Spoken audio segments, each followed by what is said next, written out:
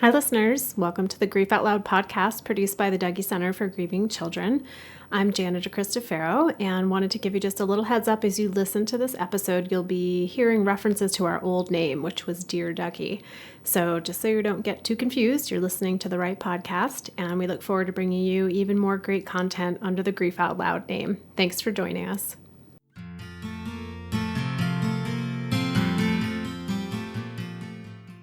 Hello, everyone, and welcome to the Dear Dougie podcast, produced by the Dougie Center for Grieving Children in Portland, Oregon. I'm Jana DeCristofaro. After 30 years of listening to the stories of grieving children, teens, and adults in our grief support groups, we wanted to share what we've learned from them with the larger community. This podcast is a way to open up the often avoided conversation about grief. While we all experience loss during our lives, when it occurs, most of us don't know what to do, how to feel, or how to talk about it. So whether you're grieving a loss or wanting to support someone who is, we're here to explore and talk about the topics that matter most to you. Today I'm joined by V, who's here to talk about what it's like when grief catches up with you. V was 6 when her father died of cancer, and she spent her childhood feeling pretty matter-of-fact about the grief, like bad things happen and then you just move on.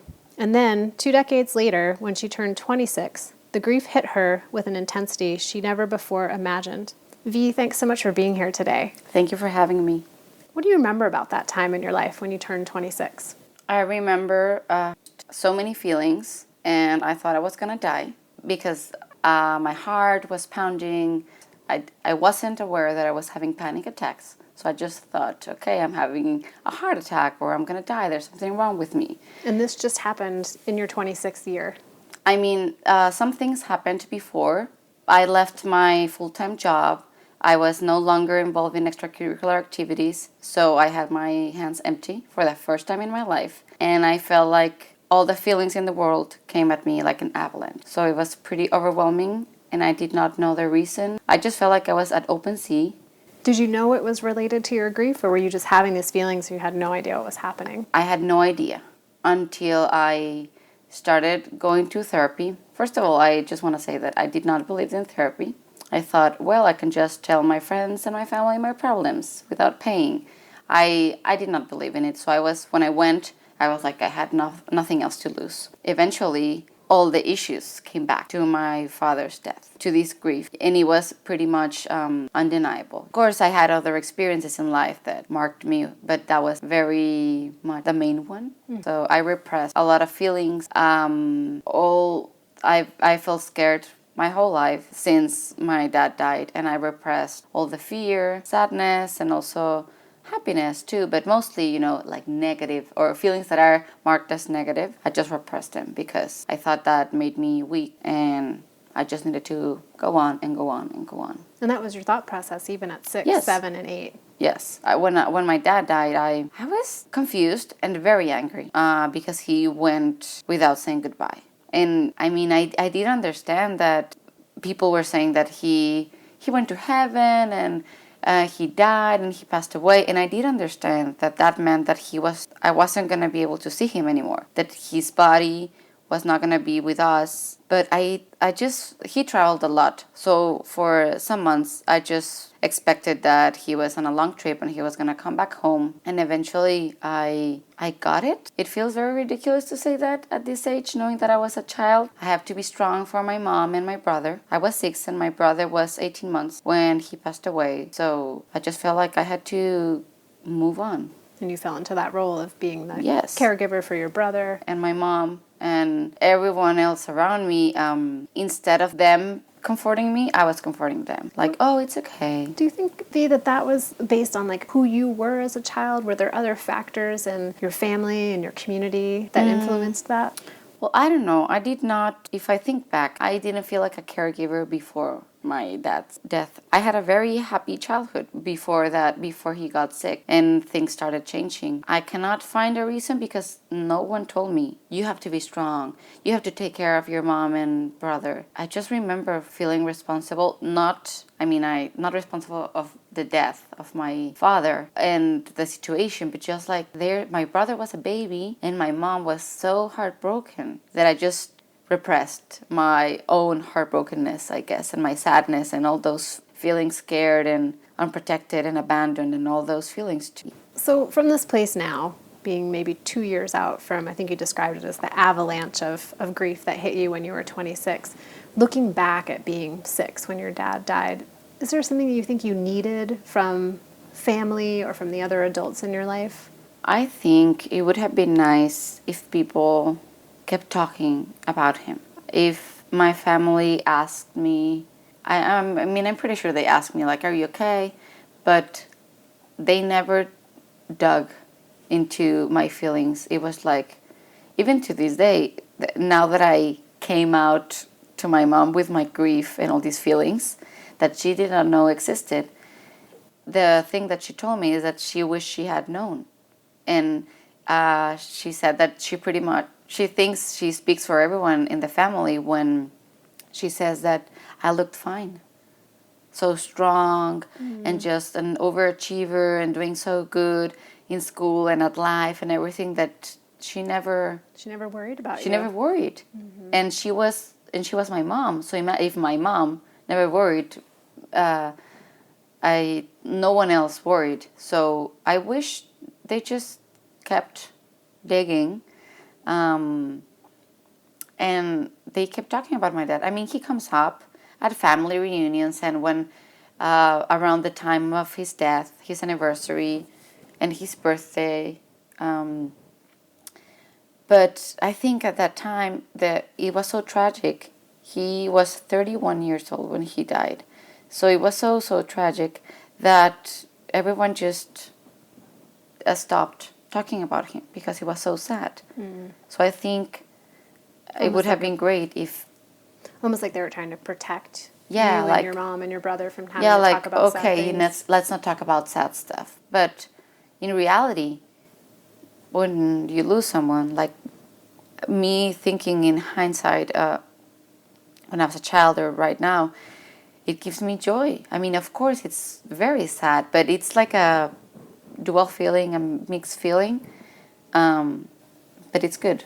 Like there's comfort in the sadness that comes up. Exactly. Because you're getting to remember somebody you loved and hear stories about them. Even though I cry and I feel all these feelings and I feel like I'm 6 years old again.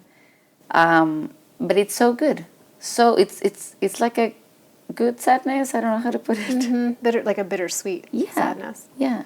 So if we go back in time to you're 26, you've had this year of being hit by the avalanche of grief. You're working with a therapist. What else enabled you, or what other events in your life that year sort of connected you to the feelings in a new way? There was a year where the avalanche started and I was in the dark. There was no connection to anything. Eventually, I was just full on depressed, wanting to cry all the time and no motivation to shower or to eat or to do anything. One time I was with my boyfriend, now it's my husband, but at that time we were living together. And I remember telling him, hey, whenever you see me very down, just remember me, the colors. He's like, what? Yeah, just that colors exist. Like bright colors out there. Umbrellas, clothes, paintings, cars. I don't know, just like colors. I've always been drawn to colors and to bright colors. And they make me so happy inside. And I think he saw me very, very down and, having these panic attacks, and he wanted to do something to help out. So he said, okay, let's go to Michael's. And I'm like, Michael's? Yeah, I mean, it's a craft store. I think it's nice, but like, really, let's just stay here. And he's like, no, let's go. So we went to Michael's, and immediately after I started like seeing the paintbrushes and all the shades of blue and red and green and the colors and all these craft materials, I started feeling better, and I started like cheering up and just laughing and making jokes. So I said, okay, I'm gonna do something. And I saw these paper mache pigs. They're like, I don't know, they fit in my hand. They're just little. They were so tiny and cute, and they were a blank canvas. And I said, okay, I'm going to do something with this. And I think I picked up like 2 or 3, and just, I thought I was going to experiment at home, and I bought like a set of paintbrushes and some paint colors. We get home, I was so excited. I don't remember when was the last time I was this excited. And I started painting this pig. Something happened inside me. I don't know how to describe it, but with every brush stroke, I started feeling better. like something happened inside me. I don't know. I don't know how to explain it, but I started feeling better, so I did not stop. And this particular pig, the first one, I did a lot of details, like these thin lines, and I did not have the proper paintbrushes. Now I know that it was really hard.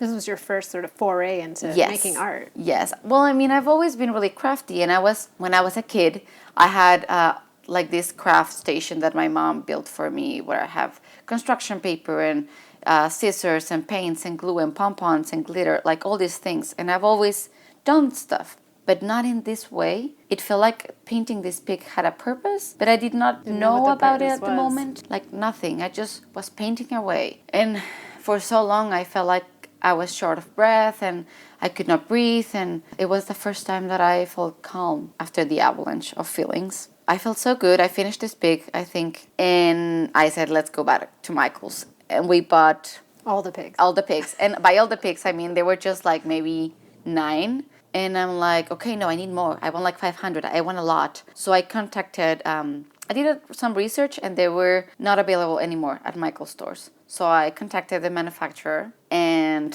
they just discontinued the pigs. I was heartbroken. Like it was like a grief inception. Like I was experiencing this grief for the first time, giving it shape and experiencing it. And then like, oh no, all the pigs are gone. You wanted more. And you I wanted more. To it. Yes. I went to Michael's in Washington, in Oregon, and in California. And I think I just found like 3 more. And that's it. I have 14 pigs in total. This was a serious pig mission. Serious pig mission, yes. I kept on painting. And every pig has a different meaning, a different color inspiration. And it's just something, it cracked open my grief. It was like your first time consciously engaging with the grief. Yes.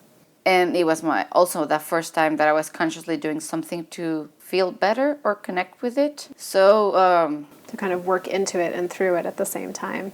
Yes.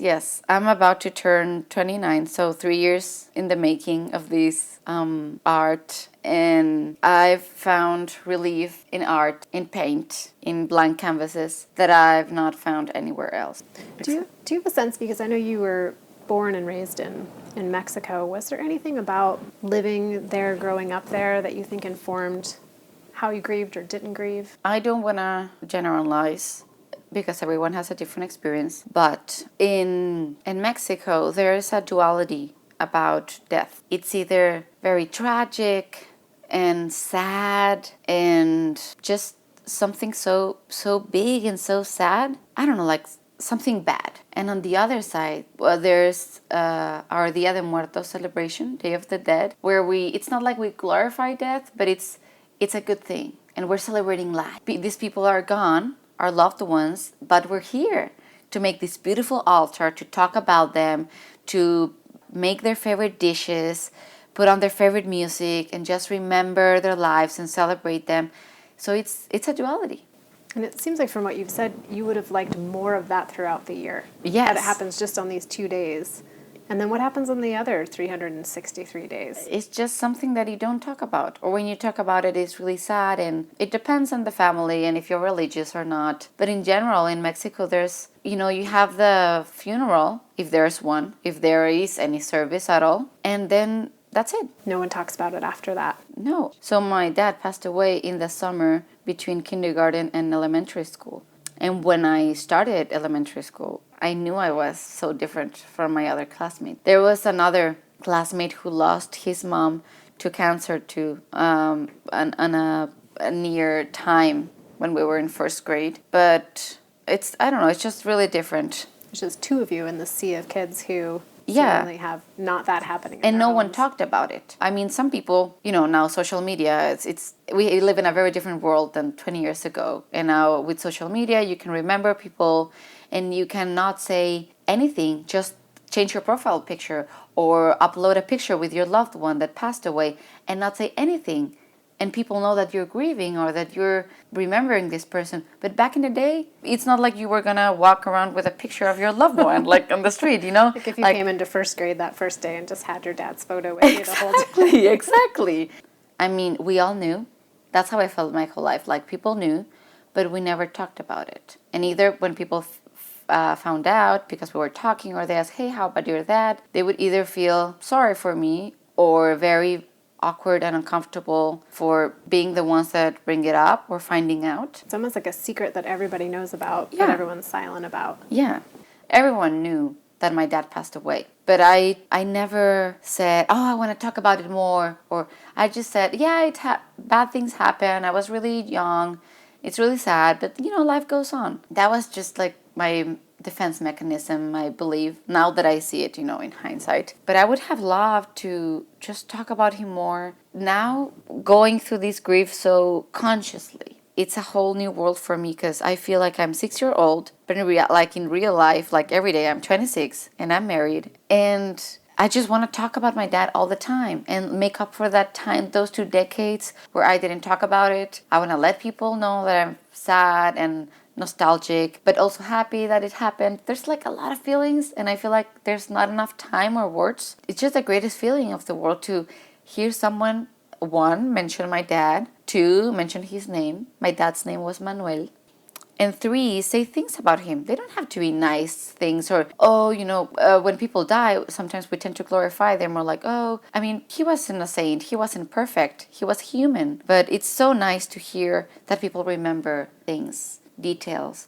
I remember when your dad said this to me, he gave me this advice, or we were cracking up and he did this, or we were really sad, or he was upset, whatever, because that makes my whole experience valid and real. And you're just so hungry for that information. I'm so hungry You'll for take that. it in any form. Exactly. What would you most want your dad to know about who you are as a result of this conscious engagement with your grief? I would like him to know that I'm good after everything that has passed, and that I am continuously learning to ride this wave of feelings, whatever they are. And I would like him to know that I remember him a lot. I remember a lot of details, a lot of mornings with him and road trips and just, parties and moments with him. I remember things like the first time he did a ponytail on me, and it was just so awkward and funny and painful. Yeah.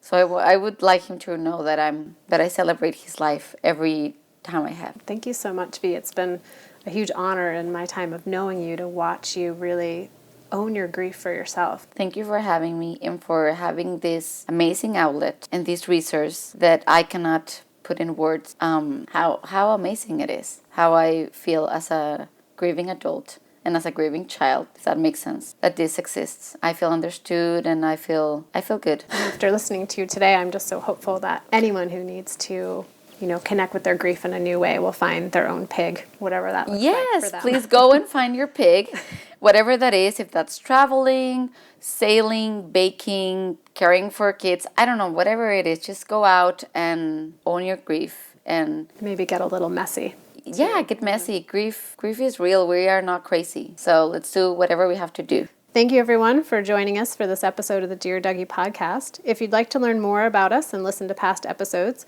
you can check us out at dougy.org, and you can also find us on Facebook and follow us on Twitter. We'd love if you looked us up in iTunes, where you can subscribe, give us a rating, and maybe even a review. If you have any ideas, questions, or suggestions for future episodes, we'd love to hear from you. You can send them our way at help@dougie.org. Join us again next time.